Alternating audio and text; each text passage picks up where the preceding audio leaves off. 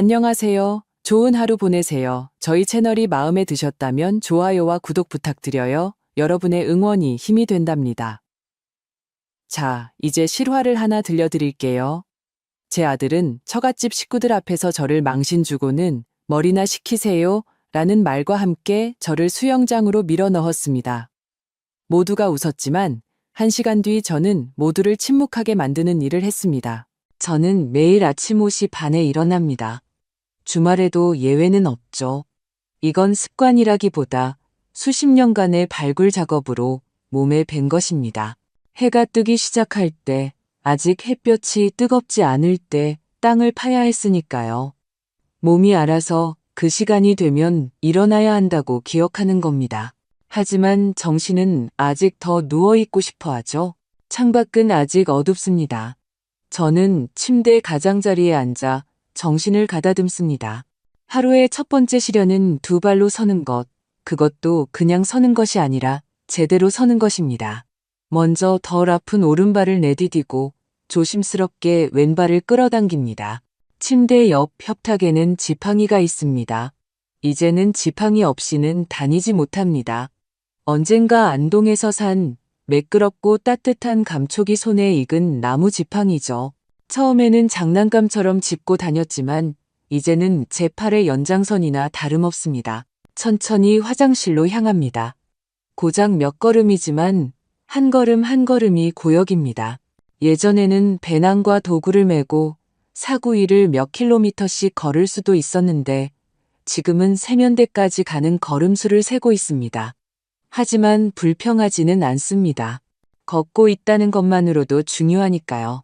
거울을 봅니다. 얼굴에는 주름이 가득하고 머리카락은 대충 묶여 있지만 눈만은 그대로입니다. 아버지를 닮은 푸른 눈동자는 맑고 단단하게 저를 바라봅니다. 그 눈에는 제가 수십 년간 봐온 모든 것이 담겨 있습니다. 그리고 저는 꽤 많은 것을 보아왔죠. 준비하는데 많은 시간을 쓰지 않습니다. 편안한 원피스에 굽없는 신발. 화장은 하지 않습니다. 발굴 현장에서의 삶을 통해 단순한 것이 가장 믿을 수 있다는 것을 깨달았으니까요. 계단을 내려갈 때는 난간을 붙잡습니다. 15개의 계단. 저는 그 수를 외우고 있습니다. 그렇게 수를 세면 균형을 잡기가 더 쉽습니다. 부엌에서는 이미 주전자가 끓고 있습니다. 집안은 조용합니다. 남편 정수가 세상을 떠난 지 5년이 지났지만 아직도 그가 옆방에 있는 것 같아 주위를 둘러보게 됩니다. 우리는 50년을 함께 살았고 이 집의 모든 물건에는 그의 흔적이 남아 있습니다. 특히 부엌이 그렇죠. 그는 항상 조용히 아침을 먹으며 창가에서 신문을 읽는 것을 좋아했습니다. 벽에는 사진들이 걸려 있습니다. 경주 발굴 현장에서의 저, 부여의 사찰 앞에서 찍은 저, 머리에 모자를 비스듬히 쓴 채 광활한 평야를 배경으로 한 저, 찬장에는 토기 인형, 발굴지에서 나온 구슬 목걸이, 심지어 그림이 그려진 도자기 조각도 있습니다. 원본은 박물관에 있고 제게 있는 것은 복제품이지만 이것들은 단순한 기념품이 아닙니다. 제 인생 그 자체입니다. 따뜻한 차가 손을 덮입니다. 저는 창가에 앉아 거리가 깨어나는 것을 봅니다. 이웃집 아저씨가 개를 산책시키고 앞집 할머니가 쓰레기를 버리러 나옵니다. 모든 것이 평소와 같습니다. 이 집에 대학에서 그녀의 발견을 연구하고 예수보다 더 오래된 그릇을 손에 쥐었던 여자가 살고 있다는 것을 아무도 짐작하지 못할 겁니다. 굿이 우편함 뚜껑이 철컥하는 소리가 들립니다. 저는 가서 열어봅니다. 광고지와 고지서들 사이에 편지 한 통이 있습니다. 서울대학교 교표가 찍힌 봉투. 누군가 제 심장을 꽉 쥐었다가 갑자기 놓아준 것 같습니다. 이 필체를 알아볼 수 있습니다. 제 학생이었던 지금은 교수가 된 이정훈입니다. 한때는 제가 그를 가르쳤지만 이제는 그가 제게 조언을 구합니다. 편지는 짧았습니다. 박선영 교수님, 낙동강 뉴욕에서 1983년 교수님 논문에서 기술하셨던 것과 매우 유사한 토기가 발견되었습니다. 교수님의 의견이 결정적으로 중요합니다. 사진이 첨부되어 있었습니다. 저는 돋보기를 짚습니다. 눈은 예전 같지 않지만 뇌는 다행히 잘 작동합니다. 사진을 봅니다. 점토 위에 빗살 무늬, 바로 그 무늬입니다. 만약 일치한다면 그 시대의 교역로에 대한 모든 가설을 뒤집을 수 있는 발견입니다. 이런 일은 평생에 한 번 있을까 말까 한 일이죠. 제게 더 이상 발굴 현장으로 나갈 기회는 없을지 몰라도 조언은 아직 해줄 수 있습니다. 그때 전화벨이 울립니다. 저는 깜짝 놀랍니다.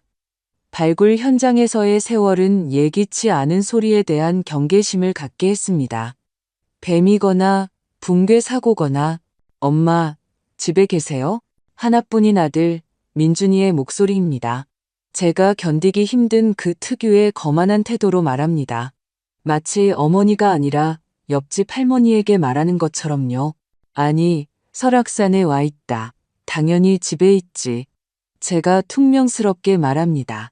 그는 제 비꼬는 말을 알아채지 못합니다. 1시간 뒤에 들를게요. 바비큐 파티 얘기 좀 해야 해서요. 수진 씨가 토요일 3시에 오라고 하네요. 지호도 올 거래요. 저는 그가 왜 오는지 압니다. 교류를 위해서가 아니라 할 일을 체크하기 위해서죠. 정수가 떠난 후로 늘 그랬습니다. 저는 민준이에게 해야 할 일 목록의 한 항목일 뿐입니다. 시골집에 들러 가스를 점검하는 것처럼요. 화나지는 않습니다. 그저 사실이 그럴 뿐입니다. 그가 오기 전에 저는 차를 준비하기로 합니다. 간단한 수제 쿠키를 꺼냅니다. 누가 부탁해서 굽는 게 아닙니다. 그가 아주 어렸을 때 오븐 앞에서 제 옷자락을 잡아당기며 다 됐어요? 라고 묻던 모습을 떠올리기 때문입니다. 그때 그는 생기 넘치고 웃기고 붉은 머리카락을 가진 아이였습니다. 지금은 근엄하고 잘 차려입고 조용하고 예의 바르게 말하지만 그 목소리에는 피로와 짜증이 점점 더 짙게 배어 있습니다. 그는 언제나처럼 노크도 없이 들어옵니다. 키가 크고 다부진 체격에 비싼 양복을 입고 있습니다. 그의 시선은 제가 아니라 바닥, 테이블, 선반을 향합니다. 먼지, 치우지 않은 찻잔. 엄마가 이제 더 이상 감당하지 못한다는 증거를 찾고 있습니다. 엄마, 좋아 보이시네요.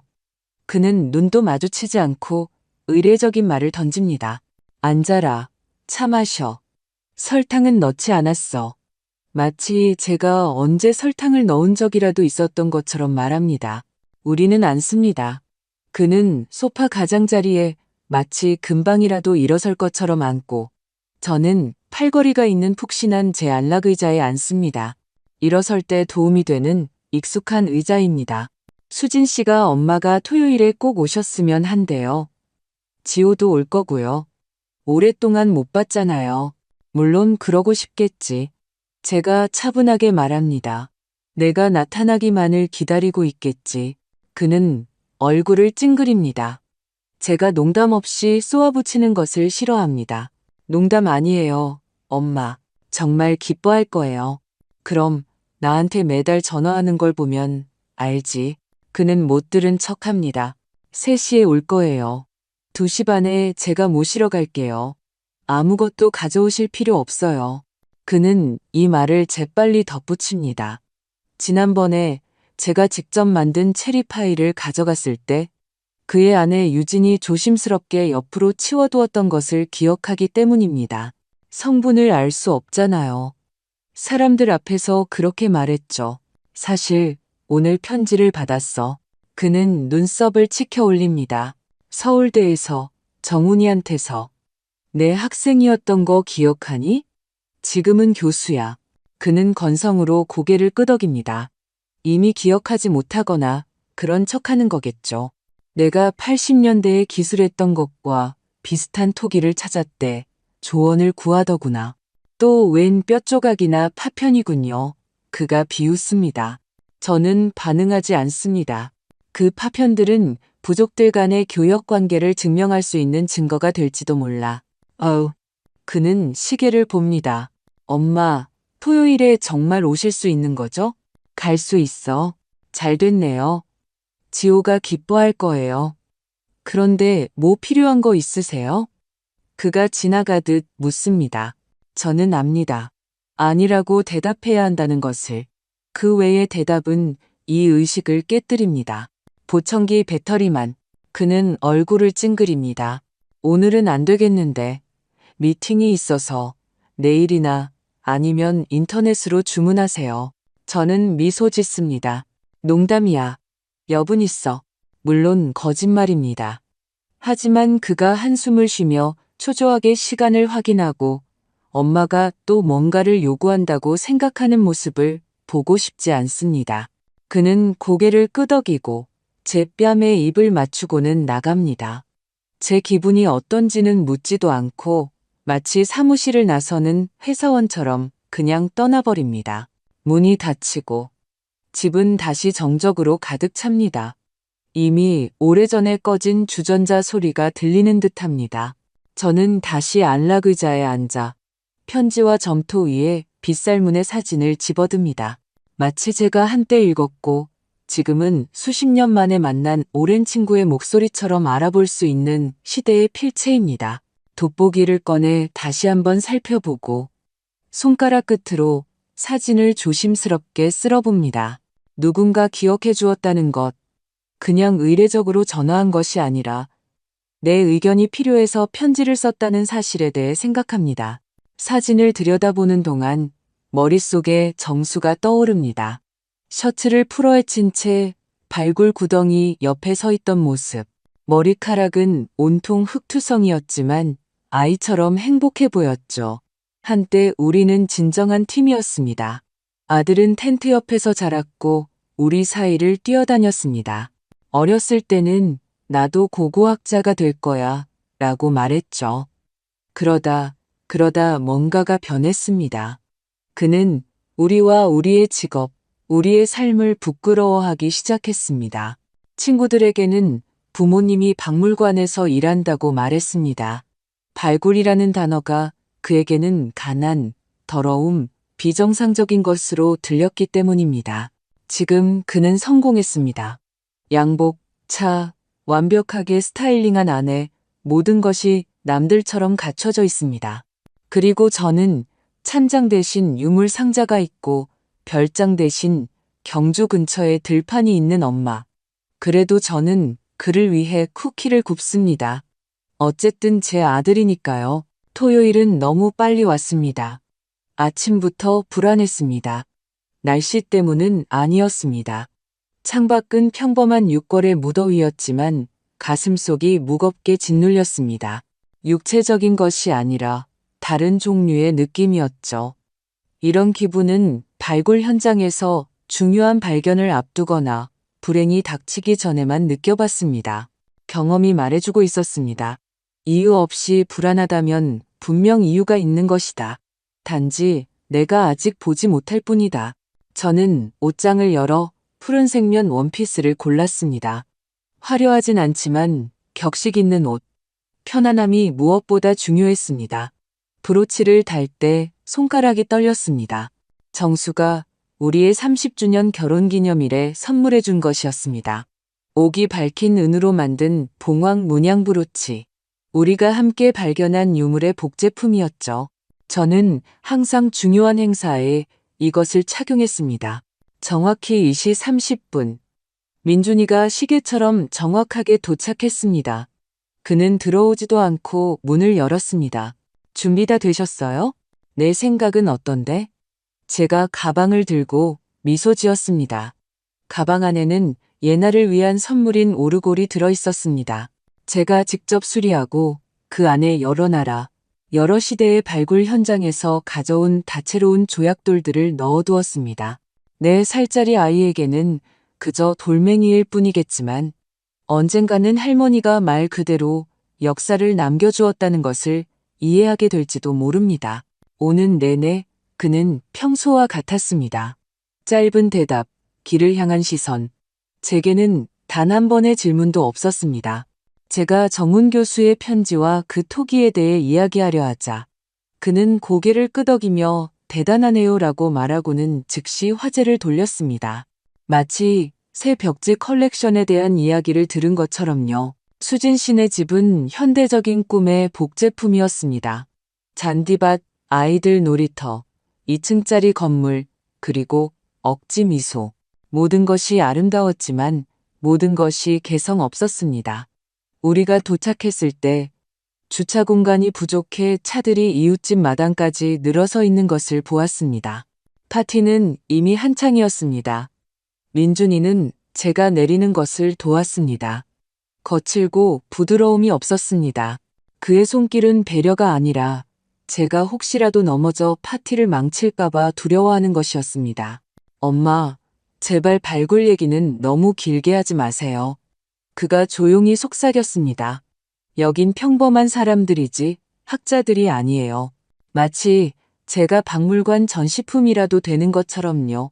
수진 씨가 문 앞에서 우리를 맞았습니다. 뺨에 닿지도 않는 가벼운 키스. 어머님, 와주셔서 정말 좋아요. 다들 정원에 있어요. 가시죠. 거실을 지나면서 저는 즉시 벽에 제 사진이 단 한 장도 없다는 것을 알아차렸습니다.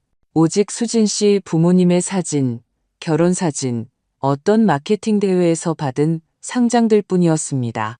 제가 선물한 조각상, 책, 심지어 조각된 보석함까지 마치 제가 그들의 집에 존재한 적도 없었던 것처럼 사라져 있었습니다.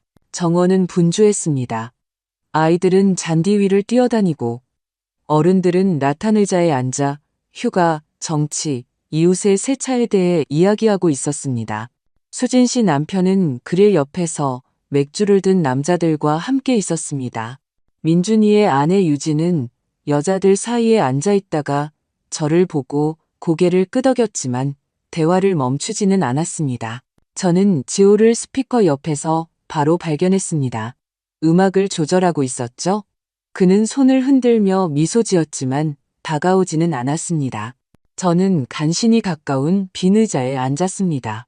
잔디는 부드럽지만 지팡이를 짚기에는 덕과 같았습니다. 한 걸음 한 걸음이 늪을 걷는 것 같았습니다.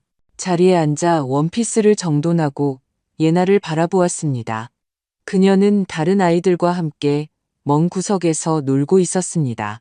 손을 흔들었지만 보지 못했거나 못 본 척했습니다. 민준이가 레모네이드 한 잔을 건넸습니다.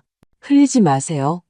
마치 제가 더 이상 사람이 아니라 깨지기 쉬운 유리 물건이라도 되는 것처럼 말했습니다. 참고로 저는 3000년 된 토기를 한 번도 떨어뜨리지 않고 들어 올렸던 사람입니다. 저는 레모네이드를 마시며 주위를 둘러보았습니다. 모두가 이야기하고 웃고 있었지만 저는 낯선 부족에 떨어진 인류학자가 된 기분이었습니다. 이곳의 모든 것이 낯설었습니다.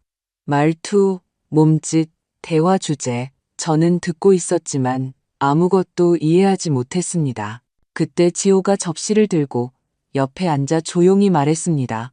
할머니, 어떻게 지내셨어요? 오랜만이에요. 그제야 저는 이 아이가 내 사람이구나 하고 느꼈습니다. 그의 눈은 정수를 닮아 똑똑하고 세심했습니다. 예의상 온 것이 아니라 진심으로 다가온 것을 알 수 있었습니다. 저는 즉시 서울대에서 온 편지, 정훈 교수, 토기, 그리고 가설에 대해 이야기했습니다. 그는 귀 기울여 듣고 질문하고 제가 점토 위의 빗살무늬에 대해 이야기할 때 미소 지었습니다. 그것은 단순한 흥미가 아니었습니다. 할머니가 아니라 학자와 대화할 수 있다는 진정한 기쁨이었습니다. 그때 책에 사인해 주셨잖아요. 기억하세요? 더 깊이 보는 지호에게 네가 정말 그렇게 보니까 제가 미소 지었습니다. 그때 넌 고대인들이 하루에 몇 번이나 항아리에 물을 갈았는지 물었지. 아무도 그런 걸 묻지 않았는데 다들 보물이 어디 있냐고만 물었어. 우리는 웃었습니다. 그날 처음으로, 진심으로요. 그때 민준이가 맥주병을 들고 다가와 우리 옆에 섰습니다. 마치 감독관처럼요. 엄마, 또 그 도자기, 조각 얘기군요. 지호야, 조심해. 할머니가 지금 막 발견한 돌멩이 하나가 모든 걸 바꾼다는 얘기를 하실 참이니까. 저는 그를 조용히 바라보았습니다. 나는 지호에게 서울대에서 온 요청에 대해 이야기하고 있었어. 진지한 이야기야. 민준이가 코웃음을 쳤습니다. 또 그놈의 도자기 조각. 평범한 사람들한테는 그냥 먼지라는 거 아시잖아요. 엄마는 평생 그렇게 사셨어요. 뼈, 흙, 모래. 제가 어렸을 때도 절 항상 그 구덩이들로 끌고 다니셨죠. 다른 애들은 다 별장에 가고 자전거 타고 아이스크림 먹는데 지호가 조용히 일어섰습니다. 음악 좀 보고 올게요. 그가 조용히 말하고 떠났습니다. 저는 다시 혼자 남았습니다. 주위는 웃음소리와 대화로 가득했지만 제 귀에는 고요함이 울렸습니다. 마치 불 꺼진 박물관의 텅 빈 홀에 앉아 고대의 유물을 바라보며 그것만이 유일하게 진실된 것으로 남았음을 깨닫는 것과 같은 그런 고요함이었습니다. 더위는 견딜 수 없을 만큼 심해졌습니다. 저는 꼼짝 않고 앉아 있었습니다. 옷은 등에 달라붙었고 옆에 놓인 지팡이는 햇볕에 뜨거워졌습니다. 보청기가 삐 소리를 내기 시작했습니다. 배터리가 닳아가고 있었습니다. 소리를 조금 키워보려 했지만 귀에서 불쾌한 소리만 낼 뿐이었습니다. 곧 완전히 먹통이 될 거라는 신호였습니다. 주위의 대화는 물속에서 말하는 것처럼 희미해졌습니다. 더 나빠지기 전에 예나에게 선물을 줘야겠다고 결심했습니다. 천천히 일어섰습니다. 심장은 귀에서 쿵쿵거리고 다리는 솜처럼 무거웠으며 머리는 웅웅거렸습니다. 지팡이의 의지에 잔디밭에 흩어진 장난감들을 조심스럽게 피하며 걸었습니다. 수영장 옆 작은 울타리를 지나갈 때였습니다. 갑자기 등 뒤에서 강하고 분명한 충격을 느꼈습니다. 우연히 부딪힌 것이 아니라 의도적인 것처럼 느껴졌습니다. 저는 균형을 잃었고 지팡이는 손에서 날아갔습니다. 세상이 뒤집히고 다음 순간 얼음장같이 차가운 물이 저를 덮쳤습니다. 머리끝까지 잠겼습니다. 무거운 원피스는 즉시 젖어들었고 보청기는 치지직 소리를 내며 잠잠해졌습니다. 물이 코와 눈으로 쏟아져 들어왔습니다. 물 밖으로 나가려 했지만 팔은 말을 듣지 않았고 다리는 천에 얽혀 그물에 걸린 듯 했습니다. 공포와 두려움, 간신히 물 위로 고개를 내밀었지만 물을 삼켜 기침을 했습니다. 정신을 차리고 보니 사람들이 서서 저를 보고 있었습니다. 누군가는 웃고 누군가는 핸드폰으로 촬영하고 있었습니다. 그리고 민준이는 수영장 가장자리에 서서 제 지팡이를 들고 비웃고 있었습니다. 시원하시죠, 엄마? 웃음소리, 카메라 소리. 보세요, 인어공주다. 누가 구명 튜브 좀 던져줘요. 저는 가장자리를 잡으려 했지만 손가락이 미끄러졌습니다. 무릎은 굽혀지지 않고 엉덩이는 욱신거렸습니다. 도와주세요. 저는 속삭였습니다. 아무도 움직이지 않았습니다. 웃음은 계속되었습니다. 그들은 제 말을 듣지 못하거나 듣고 싶지 않아 했습니다. 갑자기 지호가 물속으로 뛰어들었습니다. 옷을 입은 채로 말없이 그냥 뛰어들었습니다. 그가 다가와 제 팔을 잡았습니다. 할머니, 꽉 잡으세요. 금방이에요. 그는 저를 가장자리로 끌어당겼고 수진 씨 남편이 저를 끌어올려 주었습니다. 마침내 우리는 밖으로 나왔습니다. 저는 선베드에 앉아 있었습니다. 흠뻑 젖어 떨고 있었고 원피스는 몸에 달라붙었습니다. 잿빛 머리카락은 얼굴에 붙어 있었고 그 봉황문양 브로치는 사라졌습니다. 제 존엄성의 남은 조각들과 함께 물속으로 가라앉아 버렸습니다. 민준이가 수건을 들고 다가왔습니다. 엄마, 왜 그러세요? 그냥 장난이었잖아요. 다들 웃었는데 항상 일을 비극으로 만드시네요. 저는 아무 대답도 하지 않고 그저 그를 바라보았습니다. 턱과 머리카락에서 물이 뚝뚝 떨어지고 피부는 추워서가 아니라 굴욕감에 소름이 돋아 있었습니다. 살면서 단 한 번도 이렇게 부끄럽고 고통스러웠던 적은 없었습니다. 그리고 이렇게 외로웠던 적도 없었습니다. 수진 씨가 다가왔습니다. 어머님, 옷 갈아입으세요. 제 옷 중에 맞을 만한 게 있을 거예요. 저는 고개를 들었습니다. 집에 가고 싶다. 하지만 케이크도 안 드셨잖아요. 그녀가 놀란 듯 말했습니다. 예나가 어머님께 자전거 타는 거 보여드리고 싶어 하는데요. 집에 가고 싶다고 했다. 저는 단호하게 더 큰 소리로 말했습니다. 침묵이 흘렀습니다.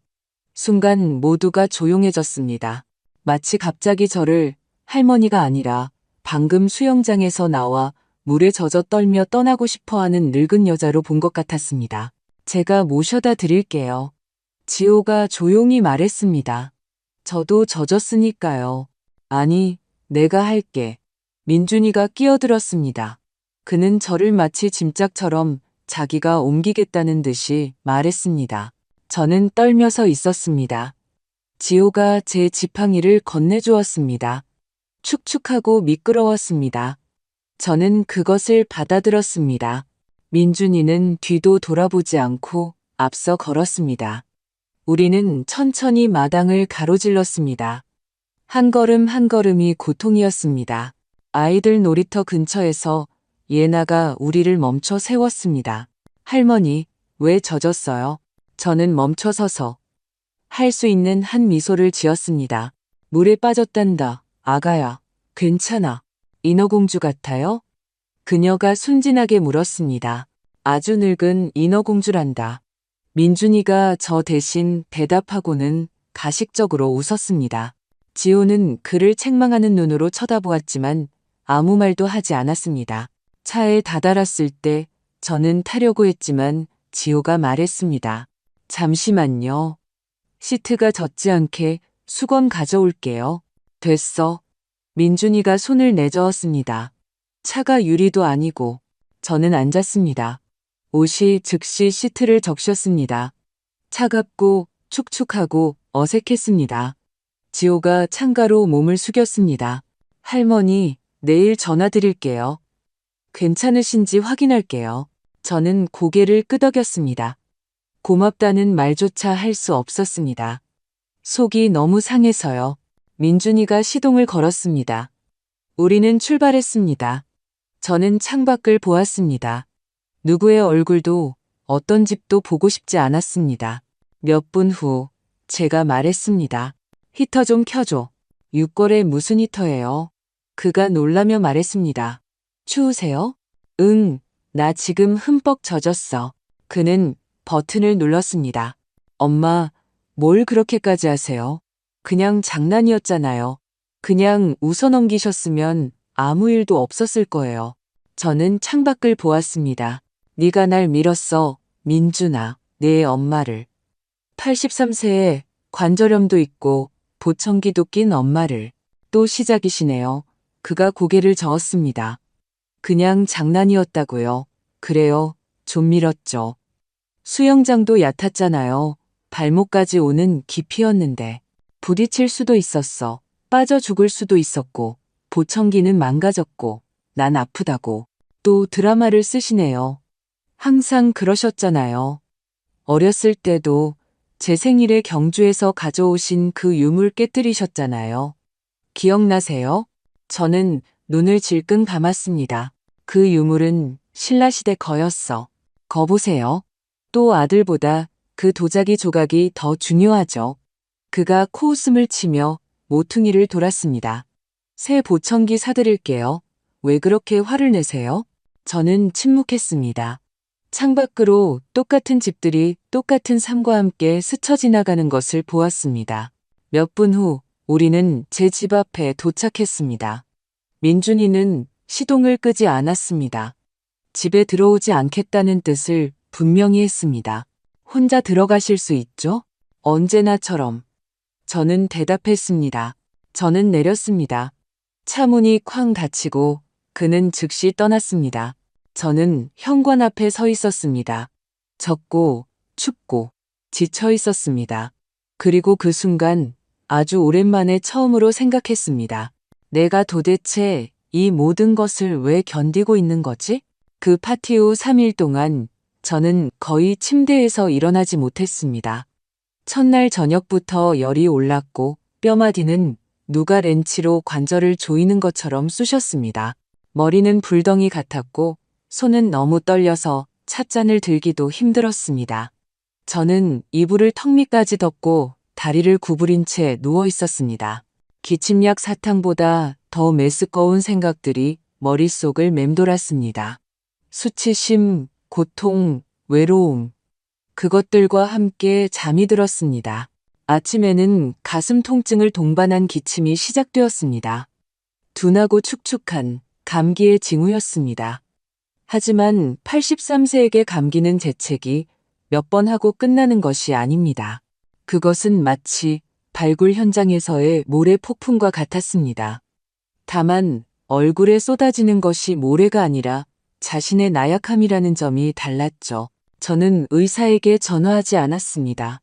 민준이에게도 전화하지 않았습니다. 그저 레몬과 꿀을 넣은 차를 끓여 마셨습니다. 어머니가 가르쳐준 방법이었죠. 마시고 몸을 데우고 추억에 잠겼습니다. 사흘째 되던 날 화장실 거울 앞에 섰습니다. 가운을 벗자 몸은 멍투성이었습니다. 허벅지는 짙은 보라색이었고 어깨는 말에서 떨어진 것처럼 얼룩덜룩했습니다. 오른쪽 옆구리는 부어 있었습니다. 아마 수영장 가장자리에 부딪혔나 봅니다. 저는 그저 추워서 그런 줄로만 알았습니다. 보청기는 아무런 반응이 없었습니다. 배터리를 꺼내 닦아보았지만 소용없었습니다. 전화기처럼 침묵을 지켰습니다. 저는 문을 두드리는 소리, 주전자 끓는 소리 같은 큰 소리만 들을 수 있었습니다. 하지만 말소리는 마치 유리 너머에서 들리는 것 같았습니다. 그리고 이상하게도 그것이 오히려 위안이 되었습니다. 저는 그들의 목소리를 듣지 않았습니다. 엄마, 너무 과장하시는 거예요. 수영장이 뭐 어때서요? 그들의 예의 바른 동정심도요. 저는 반쯤 침묵 속에서 살았고 그것은 거의 평온했습니다. 나흘째 되던 날 저는 일어섰습니다. 서둘러 씻고 원피스를 입었습니다. 모든 움직임이 실현 같았지만 저는 알았습니다. 지금 일어나지 않으면 나중에는 영영 일어나지 못할 것이라는 것을. 현장에서도 그랬습니다. 말라리아에 걸렸을 때 하루만 더 누워 있겠다고 자신을 허락하면 다시는 일어나지 못할 수도 있었습니다. 저는 열이 40도일 때도 땅을 팠습니다. 감기 따위에 굴복하지 않을 겁니다. 책상에 앉았습니다. 제 앞에는 정훈 교수의 편지가 있었습니다. 답장을 쓰기 시작했습니다. 손가락은 떨렸고 타자기는 삐걱거렸으며 오타가 계속 났습니다. 하지만 저는 타자를 쳤습니다. 이 글이 누군가에게는 중요하고 그가 기다리고 있다는 것을 알았기 때문입니다. 그때 전화벨이 울렸습니다. 보청기 없이도 그 소리를 들을 수 있었습니다. 다가가 화면을 보니 지호였습니다. 할머니. 목소리는 조금 희미했지만 알아들을 수 있었습니다. 괜찮을 거야. 제가 솔직하게 말했습니다. 더 안 좋았다면 전화도 못 받았을걸. 가보려고 했는데 일이 많아서요. 죄송해요. 아니야. 전화해준 것만으로도 고맙다. 아빠가 할머니가 전화를 안 받으신다고 하던데요. 저는 쓴웃음을 지었습니다. 그가 나한테 전화를 하기는 했니? 그는 침묵했습니다. 그가 꿀꺽 침을 삼키는 소리가 들렸습니다. 감기가 심하시다고요? 조금 나아졌어. 뼈가 쑤시긴 하지만 살만해. 관절염이 도졌지만 익숙한 일이지. 다만 보청기가 망가져서 세상과 단절된 것 같구나. 아빠가 새 거 사주신다고 했어요. 내 아빠는 말은 많이 하지. 다시 침묵이 흘렀습니다. 저는 알았습니다. 그는 아버지와 할머니 두 불길 사이에 끼어 있다는 것을. 그는 모두에게 좋은 사람으로 남고 싶어 했습니다. 그리고 그는 좋은 아이입니다. 단지 잘못된 환경에서 자랐을 뿐이죠. 정말 죄송해요. 그렇게 돼서. 그가 말했습니다. 고맙다, 지호야. 너만이 무언가 이해해준 유일한 사람이구나. 그 후 우리는 그의 일, 그가 맡은 프로젝트, 그의 여자친구리나 그리고 휴가에 대해 이야기했습니다. 저는 그가 제 부엌에 앉아 우리 이전 시대의 이야기를 해달라고 조르던 과거로 잠시 돌아간 것처럼 미소 지으며 들었습니다. 전화 통화 후 기분이 한결 가벼워졌습니다. 전화기를 끄고 다시 편지 쓰는 일에 몰두했습니다. 오타는 있었지만 생각은 담아 완성했습니다. 그리고 그 순간 저는 깨달았습니다. 저는 그저 누워서 늙어가는 것이 아니라 살아가고 있다는 것을요. 주말이 끝날 무렵 저는 거의 회복되었습니다. 감기는 물러갔지만 관절은 평소보다 더 쑤셨습니다. 저는 결심했습니다. 더 이상 미루지 말고 새 보청기 문제를 해결해야겠다고요. 제가 다니는 병원의 최 선생님 청능사에게 전화했습니다. 부드러운 말투와 젊은 전문가들에게서는 보기 드문 세심함으로 진료해주는 분입니다. 3일 후에 진료 예약을 잡아주었고 저는 즉시 동의했습니다. 오래된 보청기는 수리가 불가능하다는 것이 밝혀졌습니다. 염소, 충격, 물, 기계는 견디지 못했습니다. 새 것은 250만 원이었습니다. 보험은 일부만 적용되었습니다. 할부로 하실 수 있어요. 간호사가 말했습니다. 저는 망설임 없이 고개를 끄덕였습니다. 그렇게 해주세요. 그녀가 저를 박 선생님이라고 불렀을 때 저는 거의 미소 지을 뻔했습니다. 아주 오랫동안 제 이름과 직함으로 불려본 적이 없었습니다. 엄마, 할머니, 너무 과장하시는 분이 아니라 그저 존중을 담아있는 그대로의 저를 불러주었습니다. 저는 첫 할부금을 내고 다음 주에 기기 조정을 약속했습니다. 병원을 나서며 영수증을 손에 쥔 채 예기치 않은 감정을 느꼈습니다.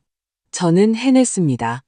혼자서 도움 없이 엄마, 왜 항상 그러세요? 같은 말 없이 집으로 가는 택시 안에서 저는 민준이에게 이 사실을 말할지 아니면 그냥 침묵할지 고민했습니다. 그리고 그때 깨달았습니다. 왜 말해야 하지? 그는 관심이 없습니다. 그는 보청기 모델의 디지털, 아날로그, 삽입형, 귀걸이형이 있다는 것조차 모릅니다. 그에게 이것은 영수증에 적힌 한 줄의 항목일 뿐입니다. 그가 사주는 것이 중요하다면 그건 자신을 위한 변명을 사는 것이겠죠. 저는 제 자신을 위해 침묵을 사기로 했습니다. 하지만 그 상황을 완전히 놓아버릴 수는 없었습니다.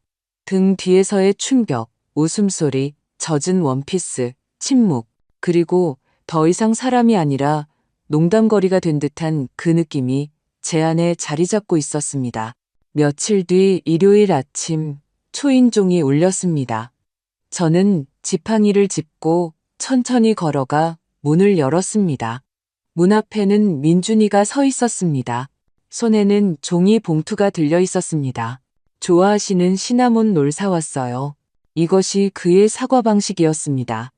말이 아니라 원한다면 사과로 받아들이지 않을 수도 있는 제스처로요. 저는 봉투를 받고 물러섰습니다. 들어와. 그는 거실로 들어와 주위를 둘러보고는 창가에 섰습니다. 얼굴이 좋아지셨네요. 지호가 아프셨다고 하던데요. 옷 입고 수영하면 원래 그래. 그는 잠시 굳었지만 태연한 척했습니다. 전화했었는데 보청기가 고장났어. 전화는 옆에 있어야만 들려. 아, 맞다. 그가 기억해냈습니다. 참, 제가 새 거 사드리려고 했는데 이미 주문했어. 제가 대답했습니다. 첫 할부금도 냈고 얼마인데요? 제가 낼게요. 250만 원. 그가 휘파람을 불었습니다. 비싸네요. 돈을 아끼고 싶으면 나한테 전화 안 하면 돼. 그는 억지 웃음을 지었습니다. 엄마는 여전하시네요. 저는 그를 찬찬히 쳐다보았습니다. 그는 마치 처음 보는 것처럼 벽에 걸린 사진들을 살펴보고 있었습니다. 그래도 제가 낼게요. 그가 말했습니다. 왜냐하면 네가 날 거기 밀어넣었으니까. 제가 그의 말을 끝맺었습니다. 그는 마치 누군가 귓가에서 손가락을 튕긴 것처럼 멈칫했습니다. 엄마, 왜 또 그러세요? 아직도 아프니까. 네가 아직도 사과하지 않았으니까. 네가 뭐가 잘못되었는지조차 이해하지 못했으니까. 그는 소파 가장자리에 앉았습니다. 그냥 장난이었어요. 정말로. 우리 항상 그렇게 웃었잖아요. 엄마는 항상 모든 걸 비극으로 만드세요. 저는 아무 말도 하지 않았습니다. 그가 말을 다 하도록 내버려 두었습니다. 수영장이 뭐 어때서요? 보청기 망가졌으면 새 거 사면 되잖아요. 다 괜찮잖아요. 제가 아기가 있었던 것도 아니고 그냥 살짝 민 거고 다들 웃었잖아요. 엄마가 같이 웃었으면 아무도 기억 못했을 거예요. 나는 기억해. 제가 조용히 말했습니다. 나는 웃지 않았으니까. 그건 웃기지 않았으니까. 그는 한숨을 쉬고 일어나 찬장으로 다가갔습니다. 항상 그러셨어요. 그가 투덜거렸습니다. 온통 고대 유물, 뼈다귀 얘기뿐이었죠. 많아도 아이스크림도 없이 오직 텐트, 들판, 도자기 조각들 뿐이었죠. 그래도 넌 잘 컸잖니. 제가 조용히 말했습니다. 그는 저를 보았습니다. 그의 눈이 순간 따뜻해졌습니다. 유진이랑 다음 주에 저녁 식사에 초대하고 싶어요. 별건 아니고 그냥 같이 저녁 먹으려고요. 저는 고개를 끄덕였습니다. 알겠다. 갈게. 수영장만 빼고. 그는 쓴웃음을 지었지만 저는 그의 내면에서 무언가 움직인 것을 보았습니다. 변하지는 않았지만 금이 갔습니다. 민준이와 유진이네 집에서의 저녁 식사는 제가 예상했던 그대로였습니다. 건조하고 예의 바르고 어색했습니다. 유진은 닭구이를 준비했는데 너무 익혔지만 저는 그럼에도 칭찬했습니다. 아주 맛있다. 고마워. 말하지 않으면 상황이 더 나빠질 것을 알았기 때문입니다. 우리는 말없이 식사했습니다. 민준이는 일 얘기, 차 얘기, 인부들이 엉망으로 고쳐놓은 지붕 얘기를 했습니다. 모든 것이 아무도 신경 쓰지 않는 라디오 배경음처럼 들렸습니다. 그때 유진이 샐러드를 식탁에 놓으며 거의 다정하게 물었습니다. 어머님, 청력은 좀 어떠세요? 괜찮아. 새 보청기는 다음 주에 받을 거야. 사람들 말을 못 들으면 힘드시겠어요. 가끔은 그게 장점이 되기도 해. 제가 미소 지었습니다. 그녀는 웃었지만 눈빛은 여전히 날카로웠습니다. 그때 민준이가 잠시의 틈도 주지 않고 마치 지나가는 말처럼 불쑥 말했습니다. 유진이랑 생각해봤는데요. 어머님도 이제 요양원 같은 곳을 생각해 보셔야 할 것 같아요. 저는 닭고기의 사례가 들릴 뻔했습니다. 물론 당장은 아니지만 미래를 위해서요. 계속 젊어지시는 건 아니니까요. 그러니까 내가 혼자 사는 게 이제 너희를 불편하게 한다는 거니? 유진이 포크를 내려놓았습니다. 걱정돼서 그래요. 그 사건 이후로요. 거기서 큰일 날 뻔하셨잖아요. 그녀가 마치 제가 그 방에 없는 것처럼 조용히 말했습니다. 사건? 제가 되물었습니다. 민준이 말로는 장난이었다고 기억하는데 침묵이 흘렀습니다. 민준이가 한숨을 쉬었습니다. 엄마, 진지하게요. 요양원이 무슨 감옥도 아니고 거기 시설도 좋고 의사도 옆에 있고 돌봄도 받고요. 무엇으로부터의 돌봄? 인생으로부터? 유진이 허리를 폈습니다. 외로움으로부터요. 항상 혼자 계시잖아요. 거기엔 사람들이 있을 거예요. 내가 죽을 때까지 내 말을 들어줄 사람들? 고맙지만 내가 옆에 있는데도 내 말을 듣지 않는 사람들 사이에 있는 이 차라리 혼자 있는 게 낫다. 민준이가 흥분했습니다. 엄마 또 그러시네요. 우리는 그냥 제안하는 거고 엄마를 생각해서. 아니, 너희는 너희 자신을 생각하는 거야. 마음 편하려고, 걱정 안 하려고, 내가 누구에게도 방해가 되지 않게 하려고. 그가 포크로 접시를 쳤습니다. 왜 모든 걸 그렇게 극단적으로 받아들이세요? 우리는 걱정하는 거라고요. 아니, 너는 그냥 나를 눈앞에서 치워버리고 싶은 것뿐이야. 저는 식기를 내려놓았습니다. 나는 아주 잘 지내고 있다. 비상벨도 있고 이웃이 들여다봐주고 음식도 직접 해먹어. 모든 게 통제하에 있어. 첫 번째 넘어지기 전까지는요. 유진이 끼어들었습니다. 마지막 인내심이 바닥나기 전까지겠지. 제가 바로잡아 주었습니다. 저녁 식사 후 민준이는 저를 집까지 데려다 주었습니다. 오는 내내 침묵했습니다. 사과하지도 제 기분이 어떤지 묻지도 않았습니다. 그저 문 앞에 저를 내려놓고는 전화할게요 라고 말했습니다. 수고하지 마라.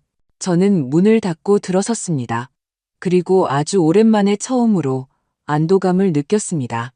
마치 어깨에서 무겁고 오래된 짐을 내려놓은 것 같았습니다. 늦은 밤 저는 차를 끓여 안락의자에 앉았습니다. 그리고 정훈 교수의 편지가 놓인 책상을 바라보았습니다. 가지런히 접힌 그 편지에서 저는 존경하는 전문가로 불렸고 의견을 요청받았으며 조언을 기다리는 대상이었습니다. 제 논문으로만 저를 아는 사람들이 제 가족보다 저를 더 존중했습니다. 정수가 죽기 1년 전 사마르칸트에서 열렸던 학회가 떠올랐습니다. 젊은 고고학자들이 다가와 질문하고 감사 인사를 전하고 몇몇은 사인을 요청했습니다. 그런데 이제 민준이는 제가 짐이라고 생각하고 유진은 저를 내다 버려야 할 때라고 생각하며 수진 씨는 제가 자기네 집 인테리어와 어울리지 않는다고 생각합니다. 저는 더 이상 분노를 느끼지 않았습니다. 길고 힘든 길을 걸어온 후에 피로감만이 남았습니다. 다음 날 정훈 교수에게서 편지가 왔습니다. 그는 다른 학회에 참석 중이었는데 누군가 제 옛 강의에 대해 이야기했다고 합니다. 그는 저를 서울로 초청해 직접 자문을 구하고 싶다고 했습니다. 모든 경비는 연구소에서 부담한다고 했습니다. 저는 이 편지를 손에 들고 앉아 있었습니다. 그리고 깨달았습니다. 이것이 제 진짜 가족이라는 것을, 저를 가치 있게 여기고 기다리고 제 나이가 아니라 본질을 봐주는 사람들. 저는 펜을 들고 짧은 답장을 썼습니다. 기꺼이 가겠습니다. 존중해 주셔서 감사합니다. 진심을 담아. 박선영 드림. 그런 다음 저는 일어나 옷장으로 가서 오래된 여행 가방을 꺼냈습니다. 정수와 함께 시리아, 우즈베키스탄, 여러 곳을 다닐 때 쓰던 바로 그 가방이었습니다. 아직도 취급주의 스티커가 붙어 있었습니다.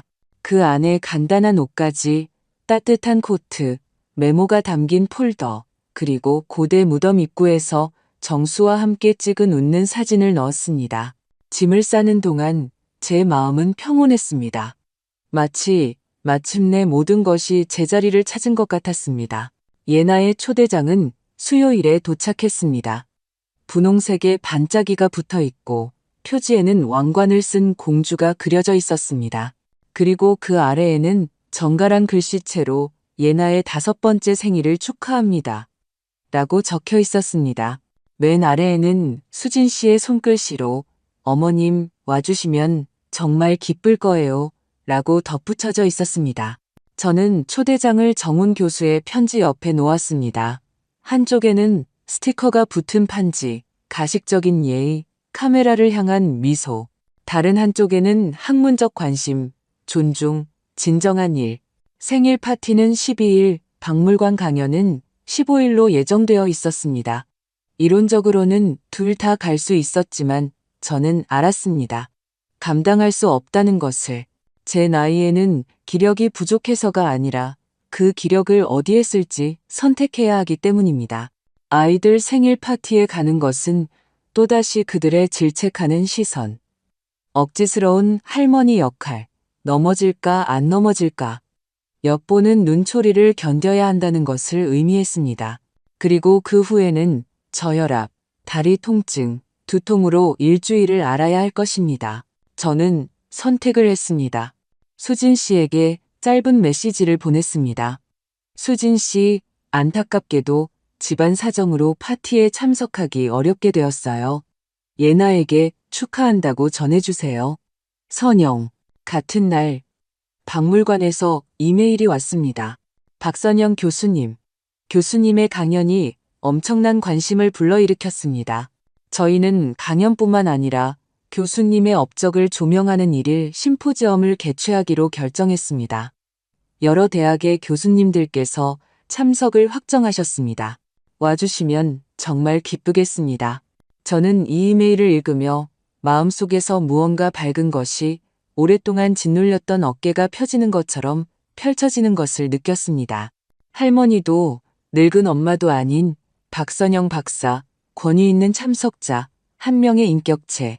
토요일 12일 수진시내 마당에서 분명 풍선을 불고 아이들을 위해 소시지를 데우고 있을 그 시간에 저는 거울 앞에 서서 제 최고의 정장을 입고 있었습니다. 제가 항상 강연할 때 입던 바로 그 짙은 남색 정장이었죠. 옷깃에는 물이 앗아간 것과 비슷한 은색 봉황 브로치가 달려 있었습니다. 제 칠순의 동료들이 선물해 준 것이었습니다. 택시기사는 짧은 머리의 젊은 청년이었는데 제가 타는 것을 도와주고 지팡이와 여행 가방을 조심스럽게 실어주었습니다. 어디로 모실까요, 어머님? 그가 물었습니다. 국립중앙박물관으로요. 제가 대답했습니다. 심포지엄에 갑니다. 그가 놀란 듯이 쳐다보았습니다. 발표하러 가시는 거예요? 저는 고개를 끄덕였습니다. 한 50년쯤 됐지. 그냥 여행 사이에 잠시 쉬는 것뿐이야. 그가 미소 지었습니다. 전 그냥 평범한 어르신인 줄 알았어요. 아니, 젊은이. 그냥 집 많은 늙은 고고학자일 뿐이야. 말 그대로. 그가 웃었고 우리는 출발했습니다. 박물관에 도착했을 때 입구에는 이미 사람들이 서 있었습니다.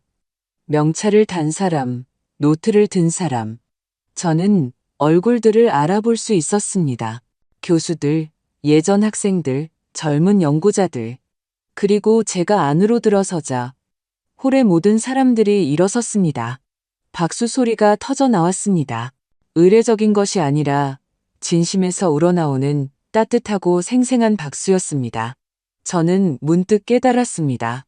모든 것이 옳고 모든 것이 제자리에 있다는 것을. 제 강연은 단숨에 끝났습니다. 저는 메소포타미아에 대해, 교역에 대해, 연구 방법에 대해 누군가에게는 먼지일 뿐이지만 제게는 문명의 언어인 돌과 도자기 조각에 대해 이야기했습니다. 사람들은 질문을 하고 조언을 구했습니다. 한 젊은 여성 연구원이 강연 후에 다가와 책의 사인을 요청했습니다. 교수님 덕분에 고고학자가 되기로 결심했어요. 그녀가 말했고 제목이 메었습니다. 저는 그저 고개를 끄덕이고 사인했습니다. 땅을 통해 듣는 베라에게 리셉션에서 사람들은 제 말을 경청했고 말을 끊거나 재촉하지 않았습니다. 아무도 제 손이 떨리는지 확인하거나 나이를 암시하지 않았습니다. 오직 관심과 존중만이 있었습니다. 저녁에 집에 돌아와 안락 의자에 앉아 차를 끓이고 보청기를 켰습니다. 잘 작동했습니다. 그리고 머릿속에는 단 하나의 질문만이 맴돌았습니다. 나는 왜 이렇게 오랫동안 참아왔을까? 전화벨이 울리는 소리를 들었습니다. 화면에 민준이라는 이름이 떴습니다. 받지 않았습니다. 1분 뒤 수진이 떴습니다. 소리를 껐습니다. 저녁에 누군가 문을 두드렸습니다. 다가가 열었습니다. 문 앞에는 지호가 서 있었습니다. 그냥 어떻게 되셨는지 궁금해서요. 저는 그를 안으로 들였습니다. 그는 거실로 들어와 제 맞은편 안락의자에 앉았습니다. 할머니 얘기가 벌써 기사로 나왔더라고요. 심포지엄, 박물관, 할머니가 온통 화제예요. 수영장 없이도 잘 해냈지. 제가 미소 지었습니다. 그는 고개를 숙였습니다. 아빠가 화나셨어요. 할머니가 우리랑 대화 안 하신다고요. 나는 싸우는 게 아니야. 그저 그들의 게임에 동참하지 않을 뿐이야. 예나가 크면 스스로 나를 찾아오게 해. 그는 고개를 끄덕였습니다. 잠시 침묵한 후 그가 말했습니다. 저는 그들과 달라요. 알아. 제가 말했습니다. 그래서 너는 언제나 환영이야. 그가 떠나고 어둠 속에 혼자 남았습니다. 하지만 아주 오랜만에 처음으로 저는 외롭지 않았습니다. 저는 더 이상 전화를 기다리지도 초인종 소리에 귀 기울이지도 않았습니다. 책을 읽고 유물 목록 작업을 하고 정훈 교수에게 편지를 쓰고 온라인 세미나에 참여했습니다. 저를 기다리는 세상은 수진 씨의 마당이나 민준이네 집 저녁 식사보다 훨씬 더 컸습니다. 그리고 가장 중요한 것은 그 세상에서 저는 제 자신이 누구일지를 스스로 선택했다는 것입니다.